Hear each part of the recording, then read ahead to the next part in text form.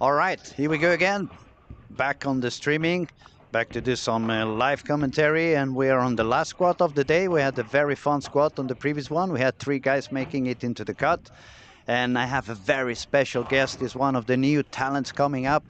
Second visit for you in Sweden, unless I'm wrong. Ladies and gentlemen, it's a pleasure to present to you Ernesto. Welcome, buddy. How's it going? I'm happy to be here.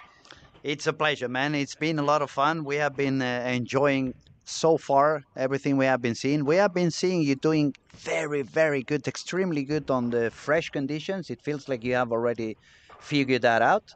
But then it's becoming a little bit trickier from there, yeah? Yeah, my last two squads on the fresh, I think I'm probably plus 200, and then the back 3, 4, 5 games I've been very rough. I mean, I'm finding a hard time getting my ball go through the front part of the lane.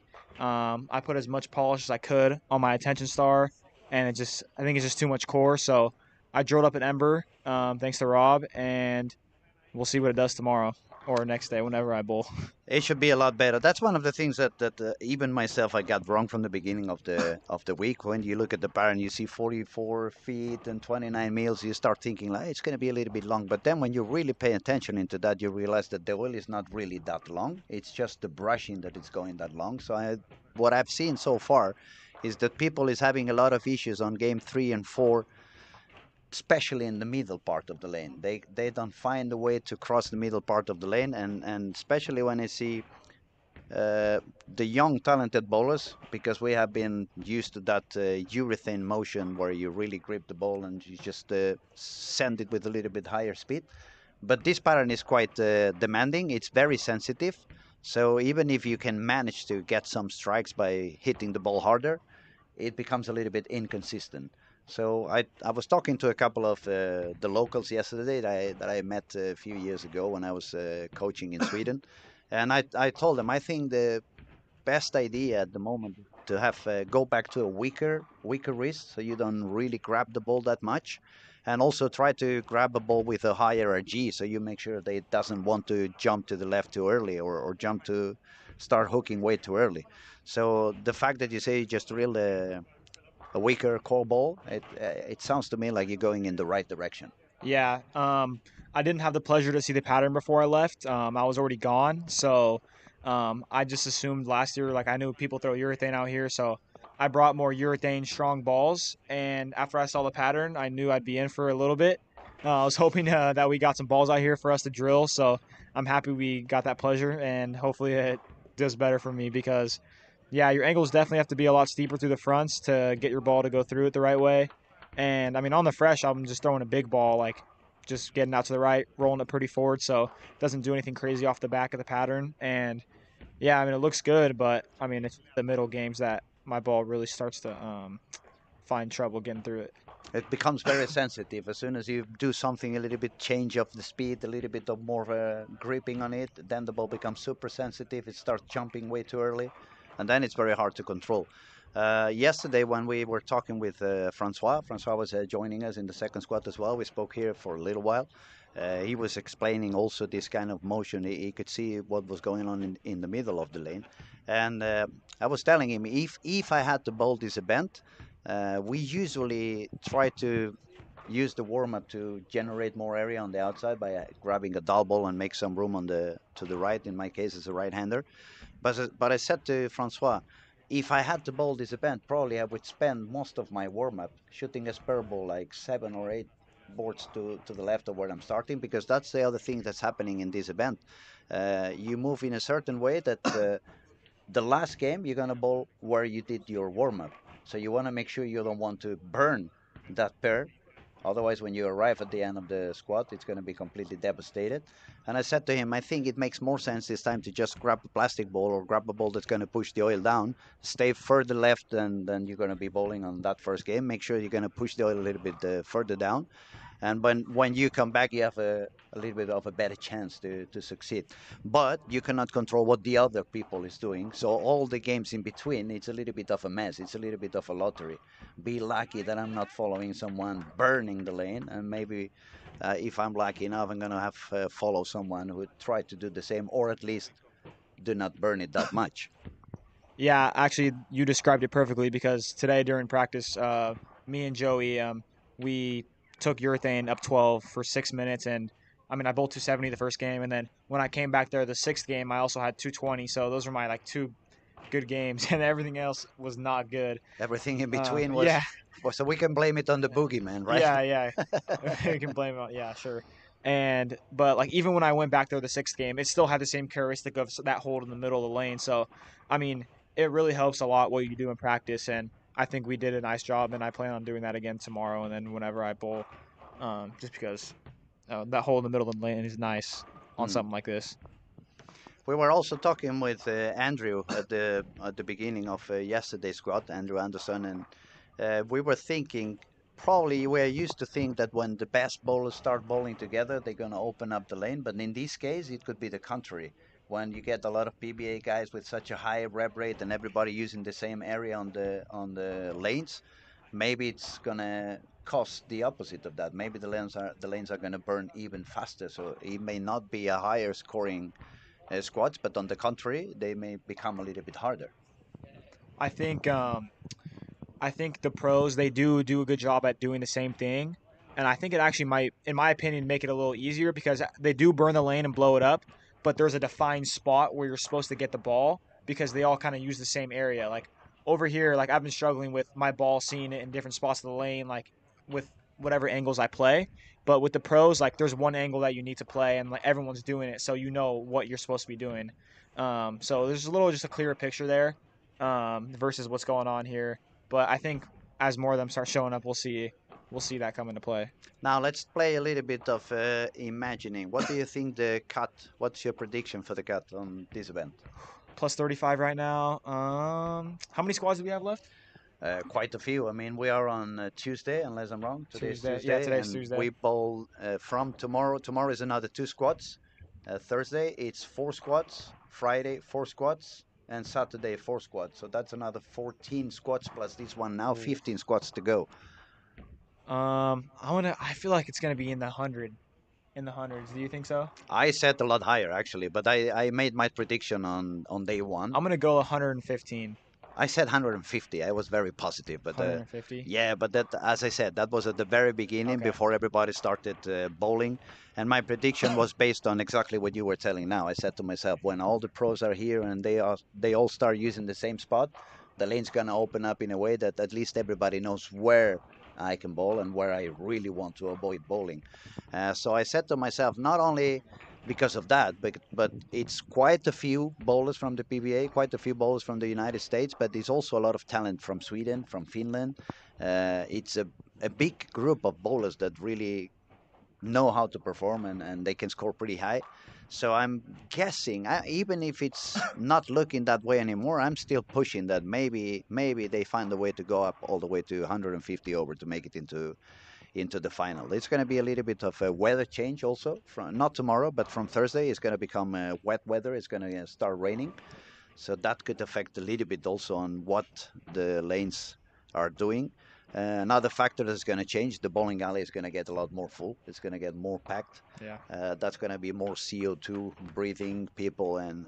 But we have to see. I mean, at the end, you can do some predictions and you can be terribly wrong later on. Yeah. I think personally, I like the more packed environment. I like noise. I like the people going. So I'm definitely excited for that. And yeah, I mean the cut definitely could be very high. The pros will start striking here shortly. This is some of their first squads, so guys like Chris Sloan, I don't know, Jesper, like they might struggle a little bit this first squad. Maybe Kyle Troop, but the second squad they'll knock it out of the park. So I'm not too worried about it. For some of them also this first squad is very tough because they just landed today, so they have been traveling for 20 hours and you get exhausted on the plane. It's very hard to rest properly. You get kind of dehydrated, and the fact that you've been traveling for 20 hours and you just get into the bowling alley and start bowling your squad, we cannot demand them to perform right away. Um, Now, let's talk a little bit about what's going on this squad. Game one has already passed through. We have 18 bowlers already on over par. Okay. From 18 is 201. Current leader is Elvis Brostrom from Sweden, 244. Then we find Arner with 237. Gregory Reeves is quite talented French bowler. He's when he grabs a purple hammer, he's pretty much unbeatable in the south of Europe. He's really, really good on that. But he's trying his best to bowl with reactive and these kind of conditions a lot deeper. It's not what you really find in the south of Europe. It's always a little bit more friction on the corners. Then we have Alexander Larsen with 232, Oscar Palermo 229. Then we have three Swedes, 323, 221, 220. 220, it's Nora. She can bowl, right? She's amazing. I had the pleasure of watching her out in Green Bay this year when they did the huge like stadium. I was there for Junior Gold, and yeah, I mean it was just amazing to watch her. And I met her here last year, and super nice, great bowler. She's very good. Then if we follow a little bit lower, we have Hemma Haltunen. Is also a local bowler. She's bowling here in Helsingborg. Emma had a very too high series to begin the squad yesterday or 2 days before. She was on 80 over. But Emma is a single-handed bowler. She doesn't have as many rep rates as we can find on Nora. So as soon as the transition was in there and she started to have to move in, she get into some issues and trouble, and it was like trying to survive with some games of 180, 180, 180. But yet she managed to score 20, 23 or 27 over. I'm not really sure. I don't remember. There is a couple of spots saved for the two best women that doesn't make the cut, so that score could still be okay for Emma with 27 over to get that free pass on the ladies division. Then we had until today it was early birds squad, so the people who doesn't make it on the cut but did okay series on those 3 days are also going to have a pass into the final. Then we have turbo games on games 5 and 6. Those who make the highest scoring on 5 and 6 and they're not in the final, they are also going to get a pass through into the final. And finally, we have also two spots for the under 21 bowlers and two spots for the seniors, which is plus 50. So we're going to have a lot of people getting into the final. And the scoring is yeah, the scoring pace on this squad looks like it's gonna get a little bit higher again. I see quite a few strikes. For example, Nate is already at 459 after There we two go. on lane four. He just finished on lane four. Then we have ooh, when the game gets to the end and the score starts jumping away, it's a little bit harder to follow. Yeah. But pretty soon, as now the game is gonna end up soon, so we're gonna refresh the scoring and we're gonna comment a little bit. We're gonna give you an update on what the score is. Just let me remind you, we are asking everyone who is watching and listening. Feel free to subscribe to the YouTube channel. It's 100% free. And the fact that you subscribe and you become a part of this channel, it's going to allow us to stay doing a lot of bowling for free. So you don't have to pay any monthly fee in order to watch PBA bowling and watch the best bowlers on PBA regional Sweden as well as the Swedish National League. Have you ever seen any Swedish National League match? I actually have. I think it's really cool. I wish I could be a part of it, but yeah, it looks super fun. The environment looks amazing, and it looks like they have a lot of fun out there. They go really crazy. They go nuts. It's like watching a playoff game on the NBA or a football match between Barcelona and Madrid when Yeah, when literally. we really fight with each When other. Messi and Ronaldo were playing. You know anything about the new Messi we have in Barcelona? Have you heard No, I about him? don't. Who Lamine Yamal. is he? Like a young guy? He started playing in the A team when he was 15, two Oh years wow. ago. He just turned 18 now, and he's probably going to get the Golden Ball this September at age 18. He turned 18 on the 13th of July. That's crazy. Yeah, it's crazy. We are very lucky in the team now. Obviously, I'm from Barcelona, so I'm supporting Barcelona, not Madrid. But we have a lot of young talented players now. At least 7 or 8 players under 21, and they are really amazing. So I think we're gonna have a good team for quite a few years now. Yeah, that's awesome. But So, back to bowling, back to bowling. Don't let me get you distracted. Let us know a little bit more about you. Tell us about your career. Where have you been bowling? What are your biggest successes? And since we have you here, also let us know a little bit how you feel when you come to Sweden. It's the second time you said. second time, yeah, correct. I'll just start with last year bowling here, and last year bowling here, I made the cut. I went I think it was 200 over. And then I made the oh man, I don't even, honestly. I think I made the second step. I passed the first 6 games, and then I Hmm. got knocked out the next round. But yeah, it was a lot of urethane last year, and my bowling career. I won junior gold twice. I was back to back, first ever to win U15 and U18 back to back, and then I'm a PBA junior national champion. And yeah, those are my highlights of my career so far. Yeah, Still got another year. but how old are you? I'm 17. Oh, that's what I mean. Yeah, You don't have the time to have any bigger CV. yeah. I've been pretty blessed on what I've been able to do so far, and So you're a it's little bit great. like Lamine, but in a In a bowling way, bowling I edition. guess you could say that. Yeah. Yeah, the only main difference is that Lamine just signed a contract for like For about millions of dollars. yeah, Yeah, I know. like 12, 15 millions a year. Yeah, That's pretty insane.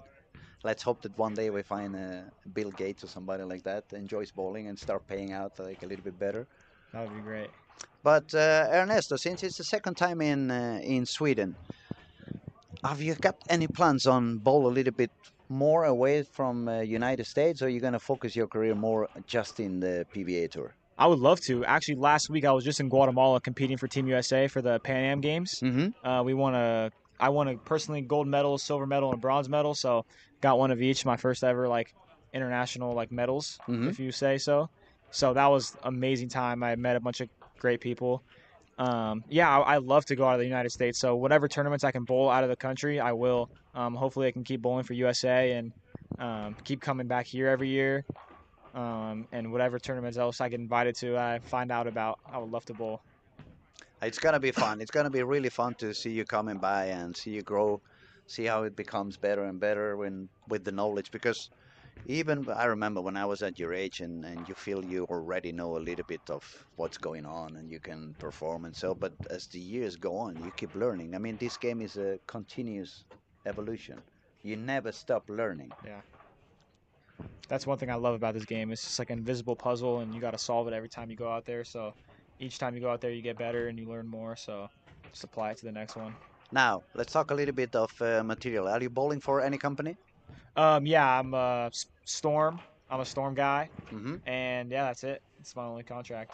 That's Storm. cool. I've been bowling for Storm for quite a few years now. So let's talk a little bit about the arsenal we are having now in the factory. Have you any thoughts about the new Ion Pro Solid? Because it looks like everybody's loving that ball. And the other thing I realized about that ball is that you are able to use it on fresh and pretty much late on the squat. So it looks pretty versatile, right? You can use it on many different conditions. Yeah, that has been actually a recent favorite for me. I didn't bring it this week because I figured there would be some here, and that yeah, I mean, I just had other balls that I like honestly in that spot. The new Rockstar, the Ion Pro, the regular Ion Pro is one of my favorites. I brought that ball this week. Um, but yeah, the new Ion Pro Solid looks amazing. I throw it a lot at home. I've thrown it. It's got a lot of games on it already, and it just came out. So definitely looking forward to drilling more of those and Did having you get fun. did you get to bowl the Tour Dynamics at some point? Oh, I love the Tour Ah, Dynamics. okay. Now we're talking. That's my favorite ball at the moment. Especially as I said to you, when I bowl in the south of Europe, it's so much purple hammer going around me. Yeah, And since they bowl in very big ranges, it's always a lot of friction on the corners. So everybody's standing between the second and the fourth arrow with that purple hammer. So the Tour Dynamics and the IQ Tour, when I combine them both with a little bit weaker layouts, they allow me to stay outside of the purple hammer all day long. Then I bowl like if I was a lefty. yeah. It's very funny because I start in, let's say I'm bowling parallel or close to the gutters, fifth, sixth board, sending it out to the breakman on board number two. 6 games later, maybe I move my feet a couple of boards, and that's because they keep pushing the oil down on the left side of me. So they instead of making the lane tougher, they are making it easier, and I get all the benefit of the power of the reactive resin. Yep. So at the moment, I'm almost happy that the European Federation has decided to keep the purple hammer and the soft urethane legal, because since they are using this kind of big ratios, it's going to allow me to stay on the outside forever. Yeah, I was gonna ask about that because I just saw that before I came here that they were gonna undo the rule. Um, in America, I mean, recently I've bowled so many tournaments that have involved the Purple Hammer that I'm just kind of like tired of it at the moment. So I'm excited to come here and like not see it go down the lane. Mm. just so it's refreshing. We had the World Cup under 21 here in Helsingborg like 8 weeks ago, Yep. late of June, Yep. and I think 99% of the balls on the racks was the purple hammer. At some point, it becomes boring that everybody's using the same ball. It looks like we haven't learned anything on the last 10 years, and everybody's doing the same, and everybody's throwing the same shot. And I'm a little bit afraid that, especially for the younger generations, they are just learning one way of bowling, and that's it. Then when you move them into a little bit of a tougher condition where they need to think and they need to be able to manipulate their hand a little bit, speed control, it's gone. They just go, okay, now I'm gonna go harder. I move left and I hit it harder, and I go left and I hit it harder.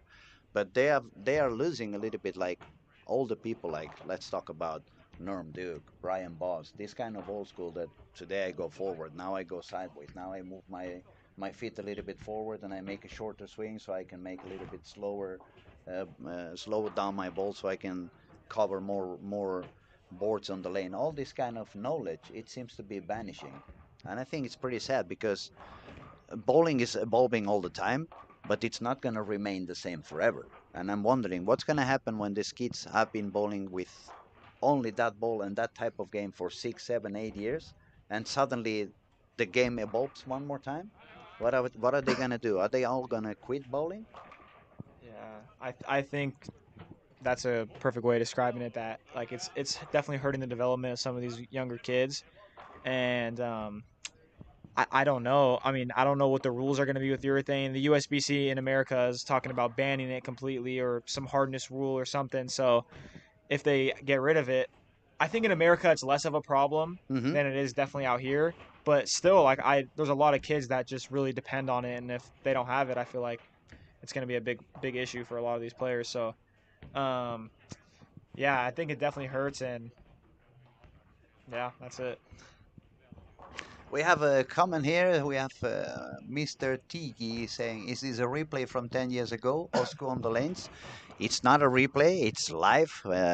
10 years ago, Ernesto would be probably I'd be 7 years old. he would be probably grabbing a 6 pound ball on the lanes. Wasn't even bowling yet. Not even bowling yet. Yeah. No, we are live, and this is this New Year's edition, 2025 Storm Lucky Larsen Masters. Sitting down in Sweden, talking to Ernesto. Ernesto, since I have you here, let me abuse a little bit of confidence. What kind of tips would you give to the guys in your generation? What would you tell them to try to practice when they are back home if they really want to get better on their game? That's a That's good a one. tough one. Yeah, That's a that's a good one. tough one.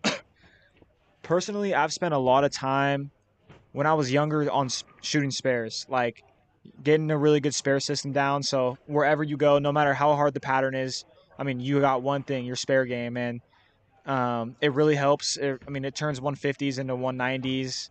Um, that's definitely like the main thing. Once you can shoot spares, I mean, practice everything, like different hand positions, um, walking a little slower, walking a little faster, but keep the fundamentals the same. And I mean, you got to play around all parts of the lane, and just bowling more tournaments, getting more exposure will get you out there to everything. So I think really just get your spare game down and just keep practicing everything else you can do to manipulate a bowling ball. And also, I would say probably don't be afraid to change bowling alleys. There's a lot of people that only bowl in one bowling center, and then they have the aspiration to get better, but then you need to change your atmosphere. I mean, even if it's in the same city, but the fact that you bowl AMF lanes or Brunswick lanes, Yeah. even if it's exactly the same pattern, the ball is going to react quite different.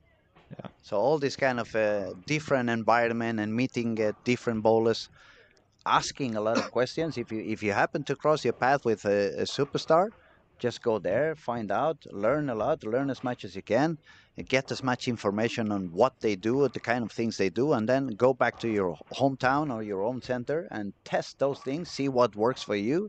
What doesn't work for you, you can skip it, but what does work for you, you want to keep it in your game for the rest of your life, and this kind of thing. So, guys, since we have Ernesto here, if you want to ask something, if you have any questions, feel free to chat with us. Let us know. We'll be happy to reply.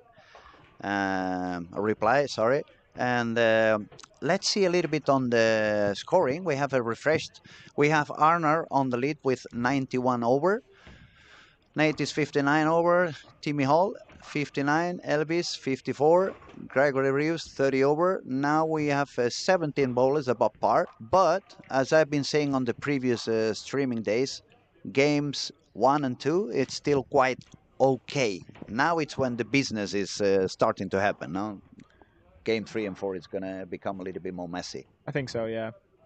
Game 3 a little better, but game 4 is really when it's gonna start blowing up on these bowlers. You got some good scores. I mean, Nora 4 in a row. Yeah, we What have else we got out Oliver here? Dahlgren also on lane Oh yeah. 11 and Yep. 12. Started with from 5. Uh, Oliver is one of those kids that really loves to bowl inside. I remember, I think it was 3 years ago, we made an event in the north of Sweden. It was a big open as well. The lanes burned like it really burned over there, and the topography in that bowling alley was pretty tough on both sides, both corners.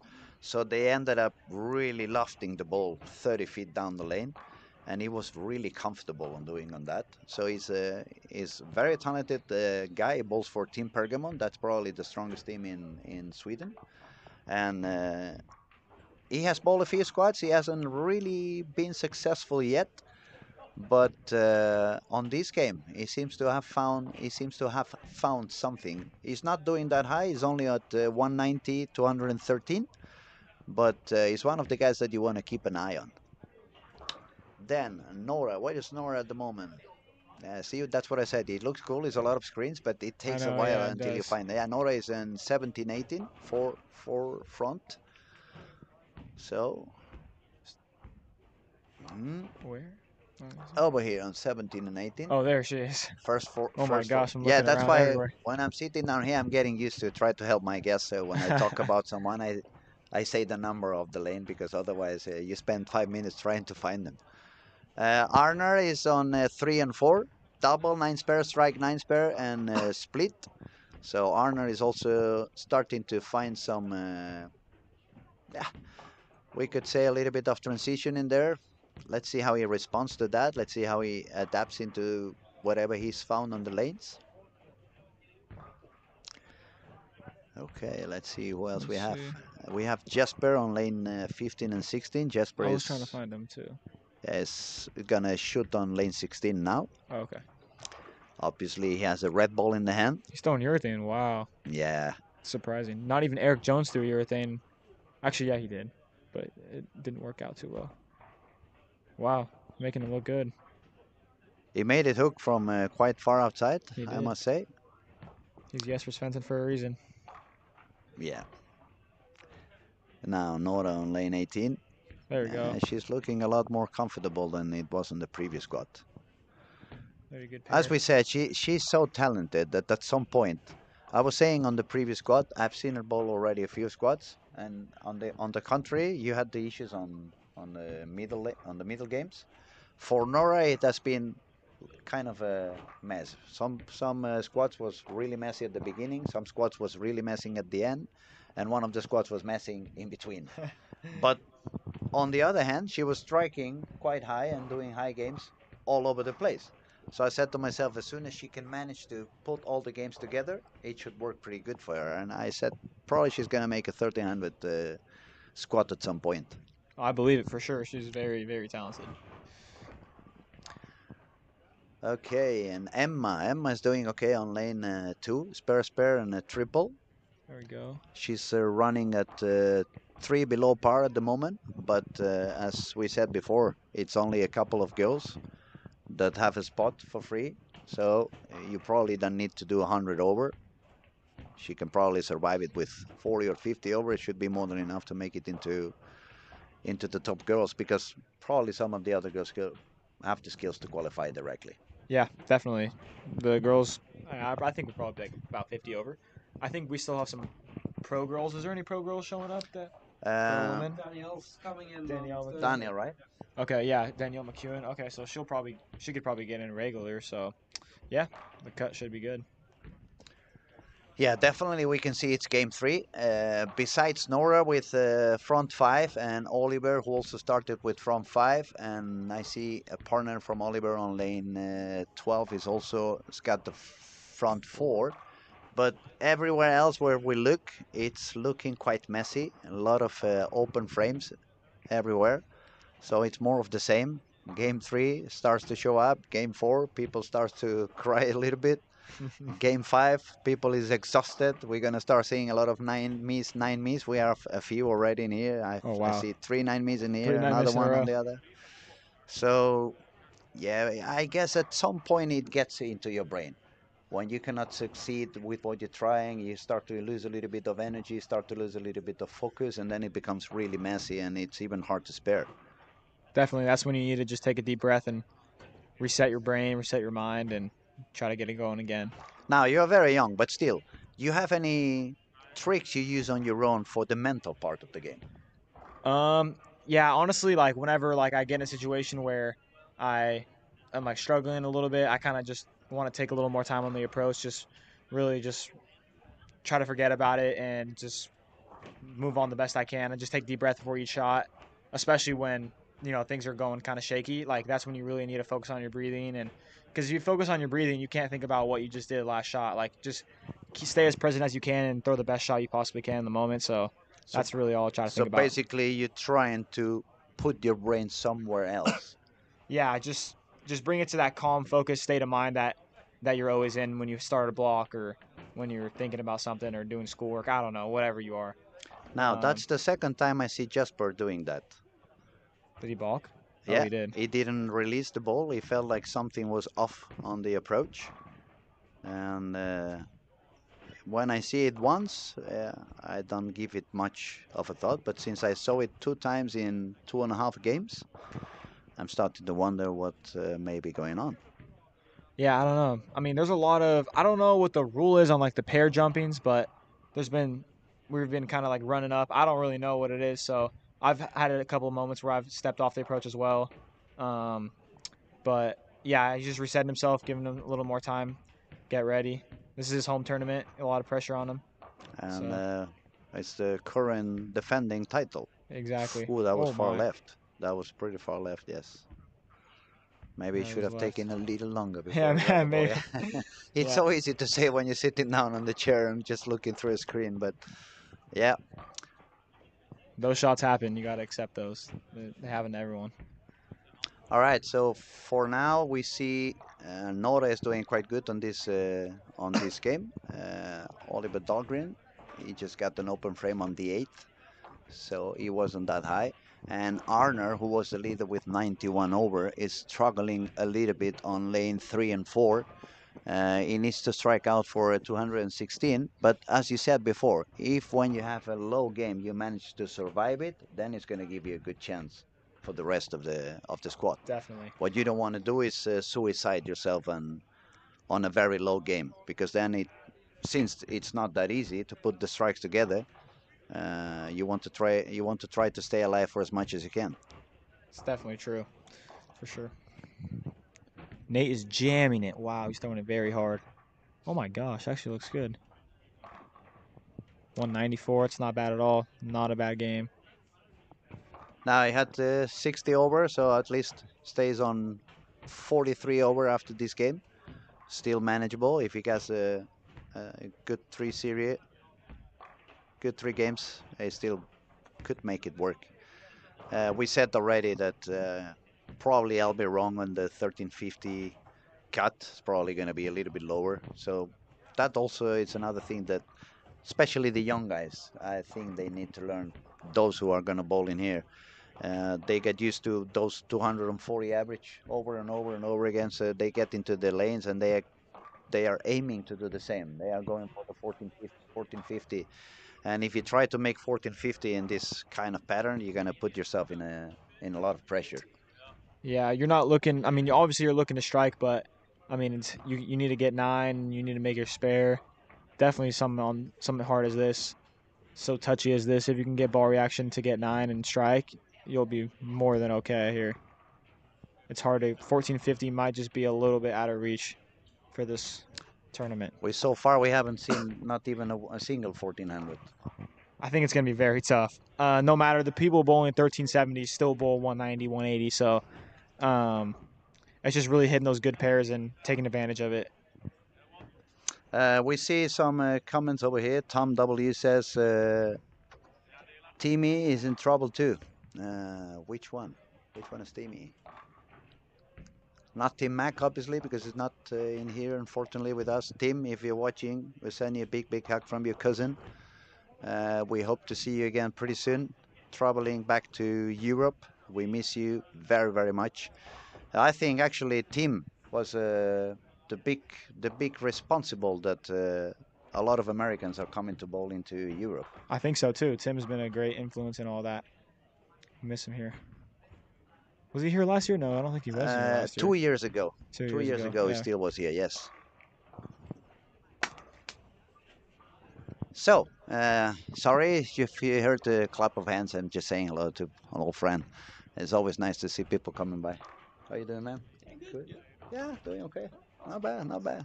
Little bit older, but nothing, nothing else I can do about it. Yeah, that hair is helping a lot. Okay, let's go back to business. Nora started with the front seven, then seven spur. Now she's got a six spur. It looks like it could be happening. She hit transition in the middle of the game. Now it's time to be really awake, realize what you want to do, and especially what you don't want to do, so you don't screw up what you have been holding up during this first 8 frames. Um, Timmy, yeah, now I know who says Timmy Hall. Yes, thank you, thank you, thank you. I forgot Timmy Hall was over there. Let me find him. Where are you, Timmy? Oh my, so many bowlers. I cannot find Timmy. I can't even find Nora. Oh, Timmy's over there. Yes, he Oh, was on there he is. 19 and 20. Yeah, that 160. pair is. If you look at the pair, Nate 194, Timmy Hall 160. We have a 140 also on that pair, so it could be a little bit messy on that pair at the moment. Jesper has found his way to strike a little bit. He's gonna go for a 230 game, so he's on his way up. He's very strong. He's definitely very strong. He doesn't give away a single pin. 3 and 4 has been a little bit tough for Arner. He's gonna shoot just 190, so he's gonna drop down to 80 over. And it's happening all the time. I see so many people starting with 480, 470, 490, but they never get to 700 after 3. They always end up dropping at some point. That's me. Yeah, yeah. I guess if you listen to the streaming on the previous squad when you go back home, if you cannot sleep, or later on the hotel, you will listen to me talking about it. It's amazing that you go up and down. But it wasn't only you. Previous squad, it was a lot like that. 250, 250, 150. 240, 240, 160. Yeah. 250, 240, 130. It was a couple of guys that shot 5 games of 230, 240, or 4 games of 240 or more, but the other 2 were 140. And that brought me back to what you were saying 20 minutes ago. If you manage to spare and you manage to survive, and instead of doing 140, you manage to do 180, 190, it's going to make a big difference. For sure. I mean, even just personally, when I was bowling, like I was moving my feet 3 to 4 boards left each shot, and my ball was still going high, and I was like, that's when I was like, oh no, could get rough, and got some bad breaks, left a 4-9, and some other just unfortunate splits, pocket 7-10 somewhere in there, and it kind of just derailed from there. Yeah, and then it gets into your head, and when it gets into your head is when you really get in trouble. Yeah, even when you feel like you're throwing good shots, I mean, the ball just like when you're splitting, like the ball just finds a way to split. Like no matter how good you throw the ball or what adjustments you make, I mean, you can move 10 boards left, my ball's still going high. So it's just one of those times where I feel like you just need to kind of get 9 if you can and spare it up and take your medicine. Hopefully, the new ball you just drilled is going to do the trick. I'm really hoping so. Something cleaner, something smaller core. So I think that I'm pretty confident now that I will have some more score out there. So what layout did you choose on that one? Honestly, I have no clue. Rob said he laid me out a ball. I had a layout in mind, but he put something on there. So, I mean, So I don't know the numbers. You'll have to see when you I'll try. have to see. Yeah, there's no actually holes in it yet. It's just laid out, so I could change it if I wanted to. So Technically, you but had the layout. But you haven't got it drilled yet. Yeah, it's sitting down there with my name on it. All So right. So we gotta make sure that nobody takes it yet. yeah, nobody can do that. All right, This game one. 3 is almost over. Pretty soon we're gonna refresh and let you know about the scoring. But before I carry on, Ernesto, let me tell you, you feel free to go away whenever you want. I just kidnap you for a little while because it's fun to talk to you and see the point of view. But don't feel obligated to stay. It's a very long squad. It takes a lot of time in here. You have been traveling from far away. You're still adjusting to the European time zone, and it's a pleasure to have you here. I'm not kicking you out. Don't get me wrong, but honestly, I don't want you to be exhausted at the end of the day anyway. No, I'm good. I wanted to watch the squad anyway, and I'm doing it right here, so might as well. Just so you I'll know, stick around for a little bit. whenever you feel tired, just put your hand up and say, I'm leaving you." Now you stay talking on your own. That's true. Yeah, we had Martin Thanks, Martin. on the booth, and Martin just gave permission to Ernesto to shut me down for a while. Yeah, I'm a little bit like a radio. That's why I had my radio show. I could talk for as much as I wanted. That's awesome. Okay, Nora, where are you? I lost you. I just saw her. Over here, yeah, 17 and 18. There she She's gonna is. bowl 243, so she's gonna be on 59 over. That's pretty good. On the French guy on 1 and 2, he managed to strike out and save the game for a 65 over. Emma also, she did quite good, so she's gonna stay above par on after 3 games. That's pretty good. She probably figured out something. It wasn't working for her after game 2. She has been struggling a lot on games 3 and 4. So the fact that she found a little bit of a solution should give her hope to go a little bit higher in this squad. It looks like it's going to be a fight between her and Nora to see which one does better on this squad. Yeah, between the two women, yeah, those are the two leaders right now for the women. They're bowling well. Nora's doing good. Is Emma a one-hander? What is she? One-hander, yes. One-hander. Emma is a Okay. one-hander. That's why I said she probably has a little bit of more issues when the transition comes on. It's a little bit harder for her to move deeper and still get the same pin action and the same angles. Definitely. But she definitely is talented, very persistent. She can take her spares. Very good bowler. So let's see, let's see. Still have a few more frames to go. Then we have. He's not doing well. I'm very sorry. Killian is on 480 on lane 20. The guy is shooting now on lane 20. He was helping a little bit earlier with the streaming. Uh-huh. But as I said, it's very easy when you're sitting down here, and it becomes very tough when you jump down on the lanes to stick into the plan and do whatever you were thinking you were going to do. We have Kyle on lanes 3 and 4. He's currently on 595, so he's 5 below the par. But Kyle also arrived today, I guess. He traveled today, so he's probably on some jet lag and quite exhausted from the trip. He just got married too, so congrats to Kyle. Yeah, I was gonna say he's got married. We gave him a little surprise right before the squad. I guess that also didn't help to stay focused on what you had to Yeah. do. Uh, Slipped a little bit away of your concentration because he was standing in the middle of the approach with his new wife, but he was already wearing the bowling shoes and stuff. So it He's was ready. maybe a little bit of distraction. Body language on 19 and 20 for Arnold, not positive. He was 91 over. He just shot 190 game. He started with Brooklyn. So I really want to see what goes on for him on that pair. Is he gonna stay up there? Is he gonna manage to survive that transition? Is he gonna find some solution? We have to see. Definitely the hardest part. It's the piece. It's the puzzle right there. I think he'll figure it out. It looks like 17, 18, 19, and 20 are the lanes that are giving people a little bit more of trouble. Yeah, I bowled on. Yeah, I blew up on 17 and 18 today, so I definitely agree with that one.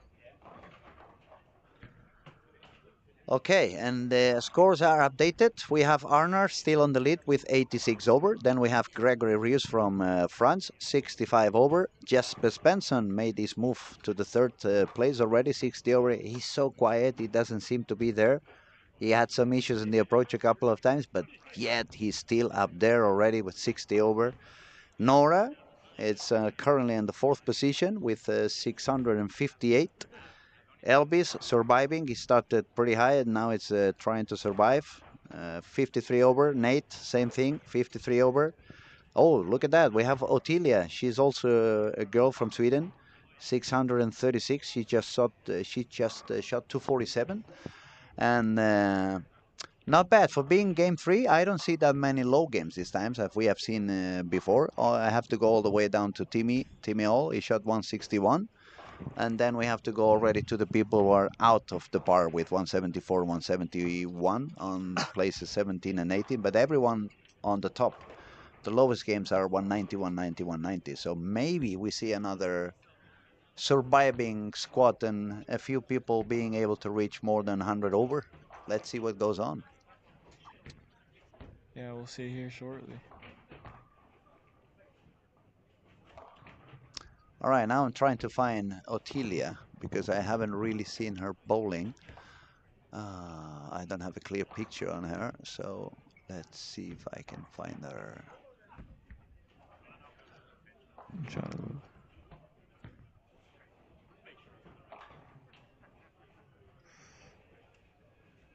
There she is. Lane Oh, 15. here, 15 and 15 16. and 16, yeah. 15 and 16 Strike, stack, strike split. and open frame. Okay, but now we can see her throwing on lane 15, so we can see, looks like she's a single-handed. Yeah, very Swedish school, no doubt. Now the lane is reading pretty early for her, so it's gonna have to move. She's gonna have to move in, and then we're gonna have to see how she can survive that. Yeah, she throws it really good. First time I've seen her bowl.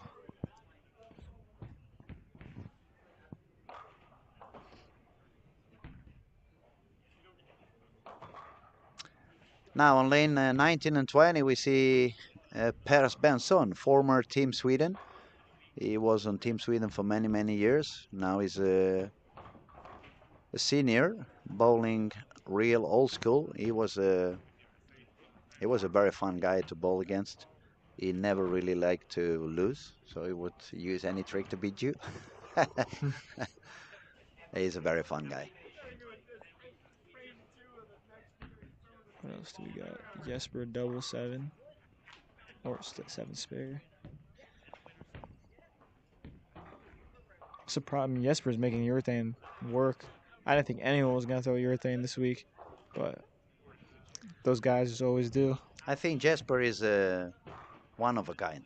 Definitely one of a kind. One of a kind, and then he can do whatever he wants. The fact that he's so powerful but yet so accurate, right? Okay, Arner, lane 20, is already standing in front of the ball return. Oh, hit it. Bad break. Yeah, that's a bad break.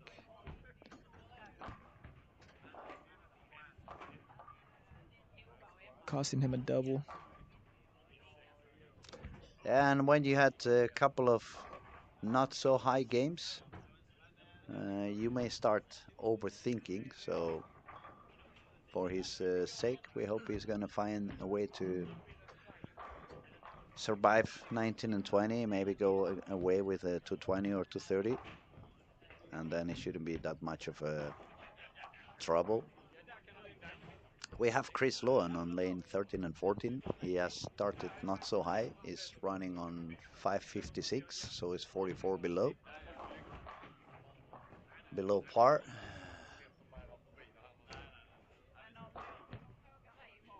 Nora is now bowling on lane 1 and 2. I'm trying to let our audience know where is everybody because we have different cameras, so they have to switch from one YouTube connection to another if they want to follow one or other of bowlers. It's a little bit quiet tonight. I think people is having dinner. They're not talking that much anymore. Yeah. Someone said good morning from Texas or good afternoon from Scooby, Texas. yeah, hello Scooby. Yeah, that's a little bit earlier in Texas. Must be like 8 hours less, 8 hours. I think it's 7 hours less. 7 Because hours. California, where I'm at, it's 9. Hmm. So it's Texas 2 hours ahead. Kyle doesn't seem to be having a lot of fun either. No, I mean it's really tough. These pros definitely are gonna struggle too. It's just not easy out there to get your ball to do the right thing. So I'm seeing a lot of people struggle. And especially when it's your first squad. I mean, when it's your first squad, even if you have some friends and you have been talking to them, how did you solve it? What did you do? What worked for you? What didn't work for you? Once you get to the lanes on, and you have to do it on your own, as we said before, it depends a lot on who you follow and what they have been doing with that lane in particular. It's gonna make you try to survive one way or a very different way. Ooh, late 10 pin. Yeah, late this one he pulled the Felt it, string. yeah. Yeah, he pulled the string. For those of you wondering what we're talking about, Arnold is bowling a 19 and 20. Currently leading with 86 over, but he could lose his lead at the moment because the guy on second place, Gregory Rios, has started with a couple of strikes. They're bowling pair to pair. Gregory is on lane 18.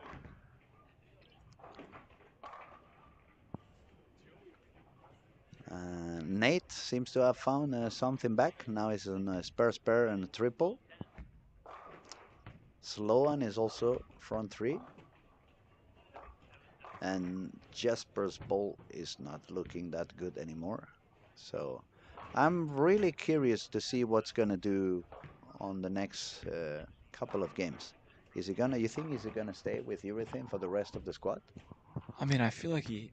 Maybe grab another urethane from the back Yeah, with a little yeah. bit different layout or a little bit finish on the surface. I think that's the option. I definitely think he's gonna stay with urethane at least for this first squad. He's gonna go pull out some other urethanes that he has and make them work.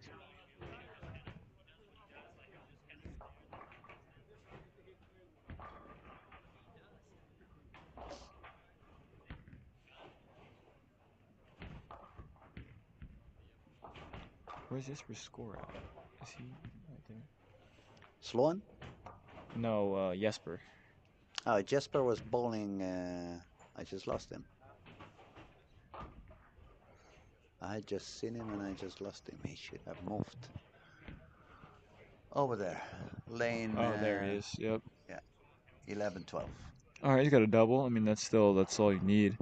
11, 12. Yeah, I just saw his last shot. It was like the ball went a little bit weak into the pocket, like it started sliding. Or, when you see that Yeah. motion that you see, oh, the surface is gone on that urethane and Kind you of need gives to go out. for another one. Yeah, yeah. That's what it looked like. Yeah, Suited us we can here. see him now on 11. Hook. Ooh, Yeah, not fun. that's the problem with urethane. It's hooks very early here. Yeah, and then what I was telling you earlier when I saw at the beginning of the week with the younger bowlers, they were all trying to make the urethane balls work. And since those balls are reading so early, they just try to push them stronger and harder and stronger and harder. But sometimes what happens is that you end up gripping it more instead of being able to make it slide a little longer. So it could be one of the things that's happening. Previous shot, as I said, the ball did not react so much. Maybe just he just grabbed it a little bit more, and the ball overreacted too soon. Yeah, that definitely could be it.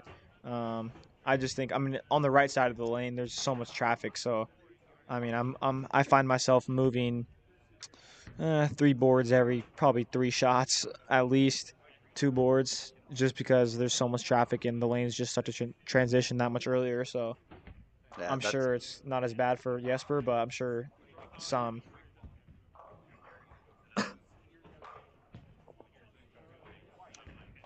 all right. Uh, Game four, not as messy as I thought it could be. We see some striking. We have Tomo doing some strikes on lane two.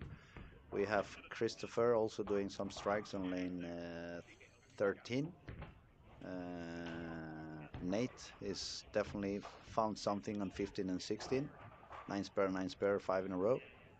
The French guy started with the front four. He's already with 65 over after the first three. So maybe he found the way to do it. Nora was doing quite good, but I don't see where she's bowling at the moment. Um, Is that her on lane 1 or no? yes, yes, true. Lane 1. Struggling a little bit now. Yeah, 9 spare, strike, 9 spare, 8 spare, split, strike. Let's see if that strike is the sign that she found what she wanted to do. And if she's not finding it, I mean, that's the moment where you said before, you need to cool down. Don't let the emotions take control over you, especially when you have some score already on your pocket, and try to survive that game and focus on the next one. Definitely. It's hard to reset, especially out here. We got 6 games, so I gotta take it. The one that's gonna suffer, I think, for the ball reaction I just saw is on lane 5 and 6, Emma. The one I told you she's single-handed, Mm. but I could see the ball just read way, way, way too early for her. But when you're not used to ball deeper than 20, sometimes you feel like, if I move any deeper, it's not gonna come back. But if you don't move, the ball's definitely reading way too early. So you have to move no matter what. Yeah, you gotta get rid of that.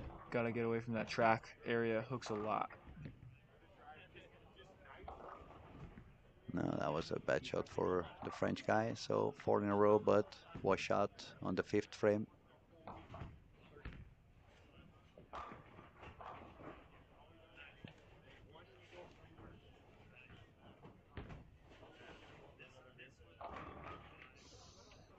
Okay, who else is up there? Let's focus on the people. Is at least 50 over. 50 over at the moment is Nate, Elvis, Nora, Jesper, Gregory, and Armor. From all of those, Nate is the one shooting the highest at the moment with a 5-bagger. Nora is struggling with 2 open frames and 1, 2. Jesper, I lost Jesper again. Again. I'm gonna have to tag him so I don't lose him so often. There he is. Yeah, true. In the 11 corner. and 12. 1 double, 1 open frame, and 9 below par at the moment. But he's trying to strike to get a double and go back to par. And Oh third wow. third time. Now it's really paying my attention, calling my attention even more. 3 times. That's not something you see very often.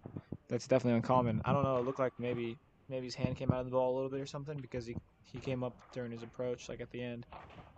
Oscar with the spare. Not bad game going.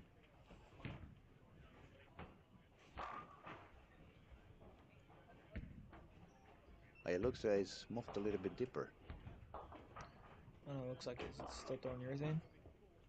Yep. but a little bit deeper than he was. Yeah. Nice. Yeah, that looked pretty good. Looks like he moved maybe like 4 and 2 to the right. After that split, for sure. Yeah, as a lefty.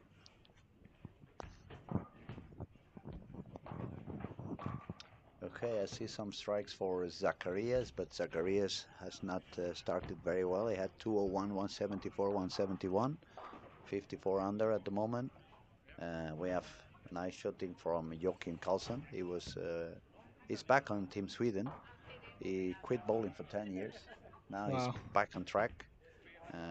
One of the first guys in Europe to reach 600 RPM. And for a single-handed bowler, that's pretty good. Um, it's definitely a lot of talent. You see what I meant about Hemma? The ball Yeah. is reading really, really early. Now she's getting into a lot of trouble. And as we were saying, I mean, if I was behind the lanes for her now, being her coach, I would just move, move, move. I mean, it doesn't matter if you have to move 10 to the left, move 10 to the left. But definitely, it's not working. It's not paying out to stay where you are now. The ball is reading on the arrows and reaching the pins without any energy left at all. Someone asked a question. All right. I watched Nora bowl all year on the PWBA tour. A man, the potential's off the charts, but she always has a couple open at the blue. Go good. I'm confused. I have to read again. I watched Nora Bowl all year on the women's tour. Man, the potential is off the charts, but she always has a couple of open out of the blue and really knocked her thing go good, so good than bad. More or less, I understand what you mean, Scooby. She's quite young. I think she's 21. We have no technicians on the room, so I cannot find out. She's quite young. She's maybe 21, maybe 22. First year on the American tour. You need to adapt to that. It's a very different type of bowling than the one we are used to have in the European zone. She's the queen of the purple hammer. When she can bowl the purple hammer, I think not even the guys can beat her. She can do as many as she wants. But now yeah, she's opening back. She's learning the new reality of professional bowling. It was her first season over there, overseas, and I'm pretty sure she's gonna do a lot better on the years to come. Also, I don't really follow the women tour, so I cannot really say, but I don't believe it's that many two-handers as we can see on the men's division. No, it's definitely different. Did she bowl with the men a lot over here? Does she bowl with the guys a lot? Yeah, she bowls any big event, she bowls for sure. Yeah, so I mean, it's the transition is different a lot with the girls. I mean, over here you got a lot of urethane, but over there the girls, I mean, they don't have as many reps as the guys do, and they don't throw urethane. So transition is different over there. And what I think she made two shows this year, and she almost won. So I mean, It's this not for it's her first year, for a rookie, yeah, she's for gonna a be a big rookie. problem for a long time. And I think a lot of those bowlers in America know that. And she beats me, so I mean, she's my competition as well. I hope that gives you a better idea, Scooby. We try to give you our perspective and our point of view. We have Rich says, just saying no PBA title should be rewarded for any tournament that you can re-enter. Well, I'm not the PBA commissioner. I don't set the rules, and I understand your point of view. Uh, I could agree in a way, but on the other hand, it's the same chances for everybody. You can play as many squads as you want, but not only if you're an amateur, but you can be Kyle Trupp and bowl 15 squads if you wanted. So at least it's not unfair. It's definitely not. We also only have 20 lanes here, so we can't have 400 players in 20 lanes. It's not possible. So, I mean, you gotta spread it out somehow. And the fact that people can bowl more squads, it's another way of getting a little bit more of income. Definitely. So you can put better prices. And when you have to bring people from all over the world into an event, it's very expensive to travel around. Flight tickets are not cheap. Many hotel nights are not cheap.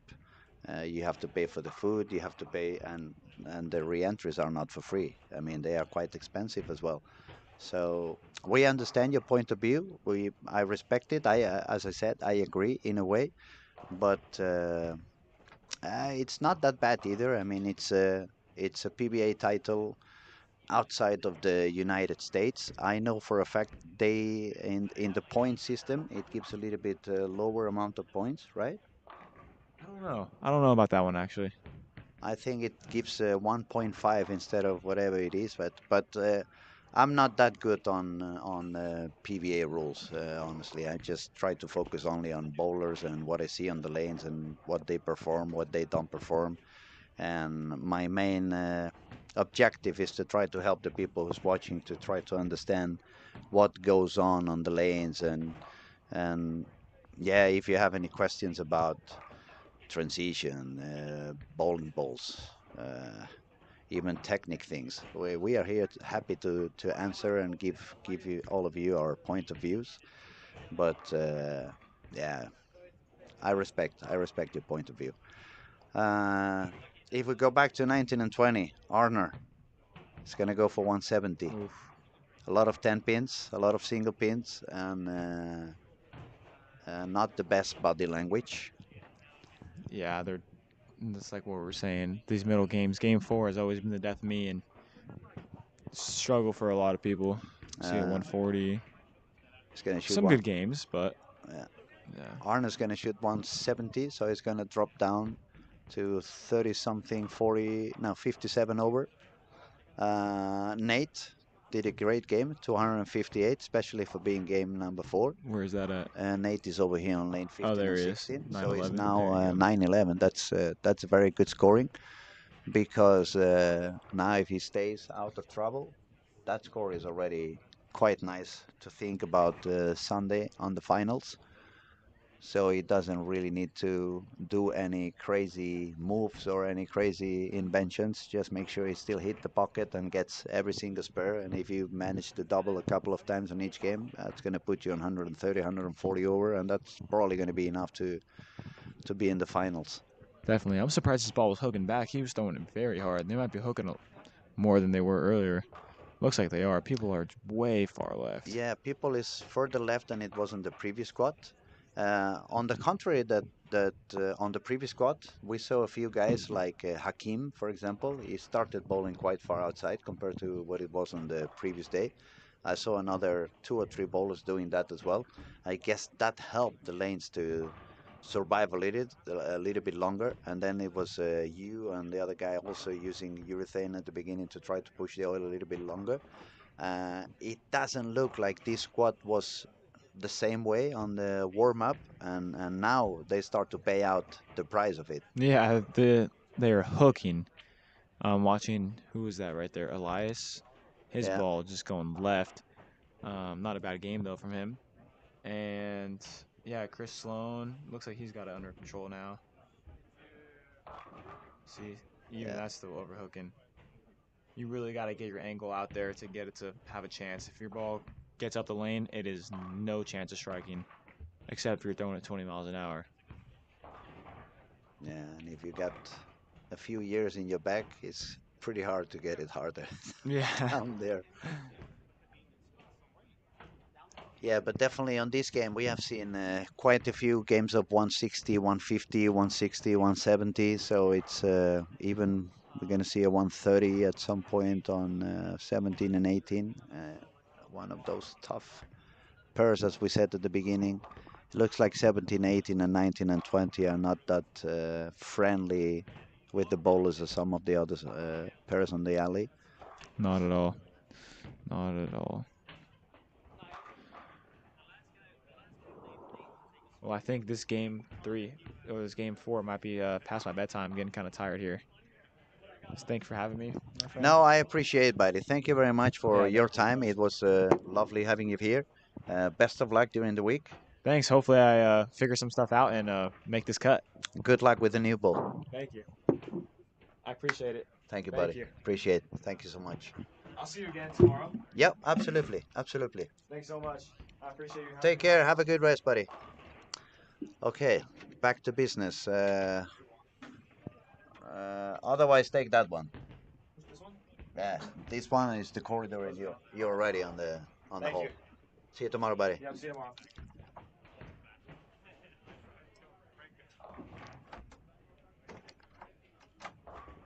Okay, we have a lot of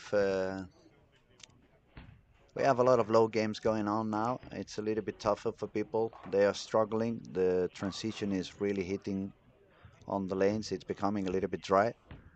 So we will have to find out who's gonna survive it.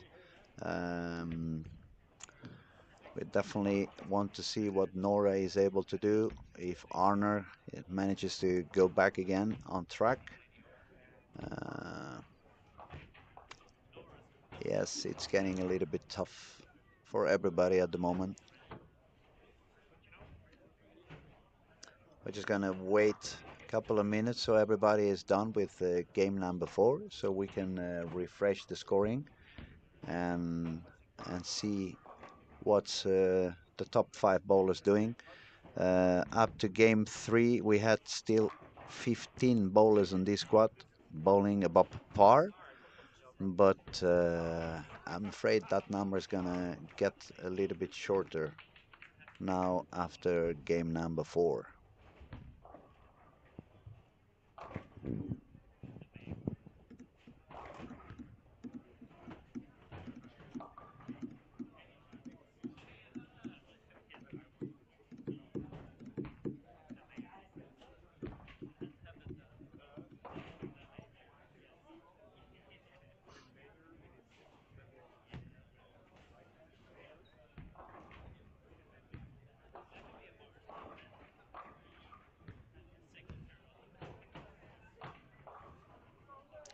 We have Jonas saying that the troop is out there. Yeah, it's actually quite deep. I would say it's in, not out. Just a bad joke, I know. Kyle is now bowling in lanes 19 and 20. He's throwing the Iron Pro Solid. He's going to make a shot on lane 20, and it looks like he's already somewhere around board 25 on the lanes. We'll just see pretty soon.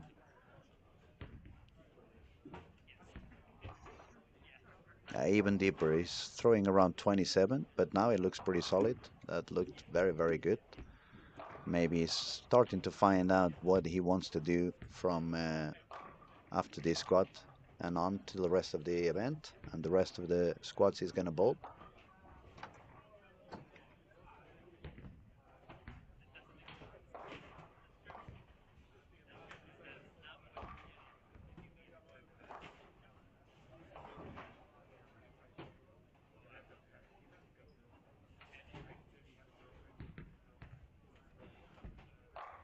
Oh, Anders, you just remember the Peter Lung. I haven't seen him. Where is he? Peter Lung. I bowled a few events with Peter back in the day when I bowled for the Spanish team, and he was really, when he finds the lane, he can strike like a maniac. Strike machine. Okay, let me see if I can find him. I don't see him. There, yeah, I just found it. It's bowling on 15 and 16, and it looks like he's just 10 pins short to the par at the moment. It's good to see him. I'll make sure to go and say hello to him later on. Thank you for reminding me.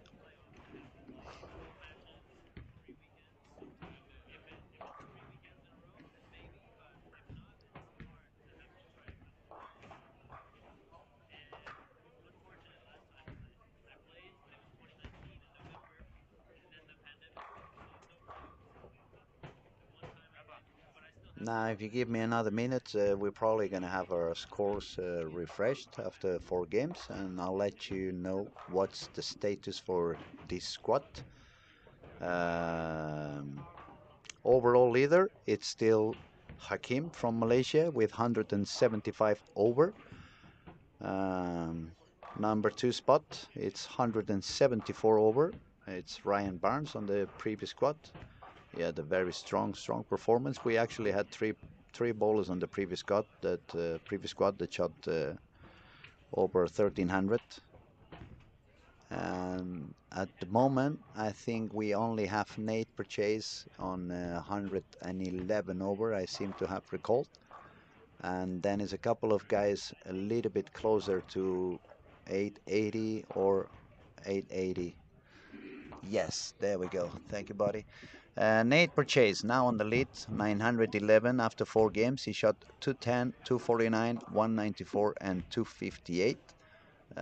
Number 2 on this squad is Gregory Rios from France. He's got 879 with games of 234, 196, 235, and 214. Jesper Svensson, the defending winner of this particular event. He was the winner last year. He's got 866. He's not giving away any of the games. He hasn't had any real high game yet. He's standing with 66 over with games of 202, 225, 233, and 206. Fourth place is Arnar Jonsson, but he's kind of dropping down. He shot 237, 254, but then on games 3 and 4 he shot 195, 166. We have Oliver Dahlgren on the 5th position, 190 to 13 to 24 to 24, so he's 51 over. Elvis managing to survive with those 50 over for quite some time. Osco is now moved up into the seventh spot with 229, 198, 197, and 222. Then we have Joachim Karlsson, is Team Sweden. He's not only a very good bowler, but he took a 10-year break. Now he's back on fire. He left home a couple of days ago because he bowled the first few squats. He decided he needed a little bit weaker bowling balls, a little bit weaker material that he was using. And so far, he's not doing super high, but he hasn't done any low game. He had 220, 203, 200, 205, so he's 31 over. But if he finds a couple of high games, it would still give him a chance to try to reach a little bit over 1300. 11th place is for Nora. Unfortunately, she had a lot of troubles in lane 1 and 2. She shot 152, so she dropped down to just 10 over. Ottilia and Nemma are pretty tight behind with 796 and 795. Both of them had low games on on the last 4 games. 171 for Emma, 159 for Ottilia. But as we said while we were doing the streaming with Ernesto, it was pretty clear that the lane has burnt out completely, and they either need to start moving a lot deeper than they were at the moment, or they need to find some ball that by spinning it and giving it a little bit less of rate, they find a way to make it cross the heads, which is not happening at the moment. Ottilia's bowling now on 19 and 20. She's got a double, but also 2 open frames, so she's 19 on the par on the 5th frame. And Emma, let me find her. Give me a second. She's moved into lane. Where is Emma? I lost Emma.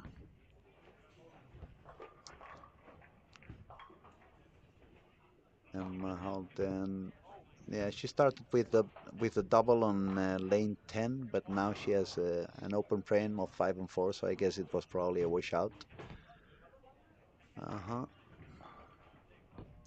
It's not easy. It's not easy. It's certainly doable, but you need to be awake.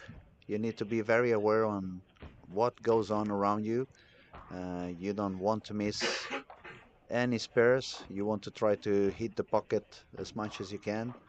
Try to avoid complications. Try to stay away from penalty zones, but it's not always easy because, as we said before, the oil is running away quite quickly, and yeah, it requires a lot of attention, especially every time you change to a new pair. You don't really know what they have been doing with that lane before you got there. So sometimes it becomes a little bit difficult to really stay away from trouble. Hmm. 1 game and a half to go. It looks like we are not going to see a 1400 yet. It doesn't look like we're gonna manage to get the 1400 on this squad neither. Now I'm gonna try to find Nate, see where he has moved since he's the leader. Gregory from France is bowling on 13 and 14. He started with a spare and 3 strikes, so he's trying to get up there. Now Nate is on lane 11 and 12 with 1 open frame and no doubles yet. So yeah, lanes are getting a little bit difficult. I'm not so sure we're gonna have many people shooting above 1900. Oh, lovely. And then it goes. Hmm, lovely. Thank you, buddy. Appreciate it.